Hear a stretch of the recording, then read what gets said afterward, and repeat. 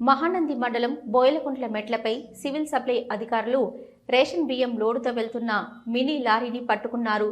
లారీలో దాదాపు 310 బస్తాలను పోలీసులు స్వాధీనం చేసుకున్నారు. లారీలో అక్రమంగా తరలిస్తున్న సుమారు 6.5 టన్నుల రేషన్ బియ్యాన్ని బోయకుంట్ల మెట్ట సమీపంలో రెవెన్యూ అధికారులు పట్టుకున్నారు. పట్టణంలో గ్రామాల్లో రేషన్ కార్డుదారుల నుంచి కొంతమంది దళారులు బియ్యం కొనుగోలు చేసి రైస్ మిల్లులకు తరలిస్తుంటారు.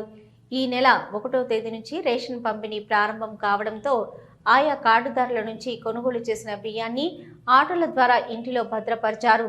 రాత్రి లారీలోకి బియ్యం బస్తాలను ఎక్కిస్తుండగా చూసిన కొంతమంది స్థానికులు రెవెన్యూ అధికారులకు ఫోన్ చేసి సమాచారం ఇచ్చారు. దీంతో పోలీసులు, రెవెన్యూ అధికారులు రంగంలోకి దిగి బోలకుంట్ల మిట్ట వద్ద సమీపంలో ఎదురుగా వస్తున్న లారీని అడ్డుకొని తనిఖీ చేశారు. ఒక్కొక్కటి 50 కిలోల బరువున్న 310 బియ్యం బస్తాలు కనిపించాయి. ఈ బియ్యాన్ని నంద్యాల మార్కెట్ యార్డుకు తరలించారు. 2 వ్యక్తులపై కేసు నమోదు చేసి వాహనాన్ని స్వాధీనం చేసుకున్నారు.